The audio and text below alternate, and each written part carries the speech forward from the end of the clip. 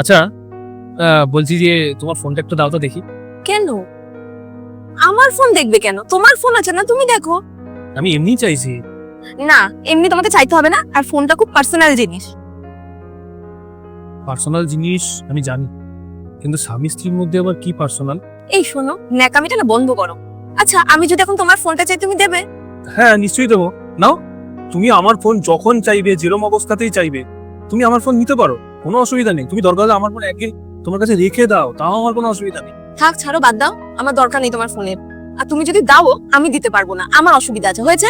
তার মানে তুমি আমার কাছ থেকে কিছু লোকাচ্ছ? আমি না তোমার থেকে কিচ্ছু লোকাচ্ছি না। এই তোমার এই খালি খালি সন্দেহ করাটা আমার উপর, এটা তুমি বন্ধ করো তো। ভাল লাগে না।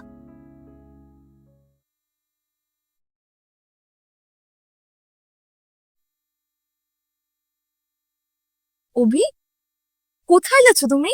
ব্যাগ গোছাচ্ছ কিসের জন্য? আমি যাচ্ছি কদিনের জন্য, কাজ আছে তাই। হঠাৎ করে তোমার কাজ আবার উৎপন্ন হলো কোথা থেকে? হ্যাঁ, আমার কাজ উৎপন্ন হয়ে গেছে, আর আমি না এখানে থাকতেও চাই না।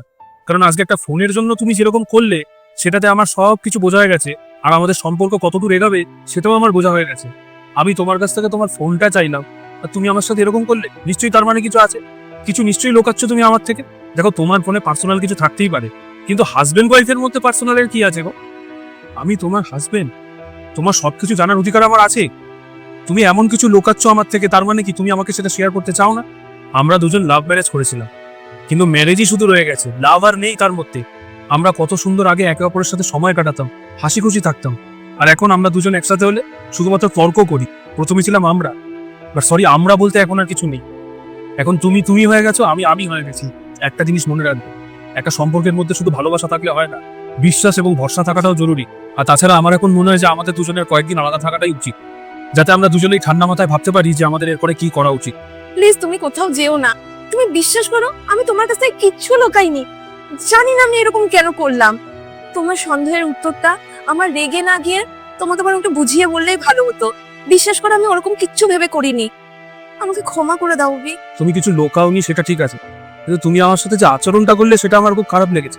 তুমি যেরকম ভাবে ভাবছো, ব্যাপারটা একদমই সেরকম কিছু নয়। তুমি আমাকে নিঃসন্দেহে ট্রাস্ট করতে পারো অভি। আর সবার আগে তোমার এই ব্যাগটা রাখো। ঠিক আছে, আমি আজকে আর কোথাও যাচ্ছি না, কিন্তু একটা জিনিস মনে রাখবে, এখন থেকে কোনো লুকোচুরি নয়, আর ফোন নয়। আমাদের ভরসা হবে আমাদের কথা।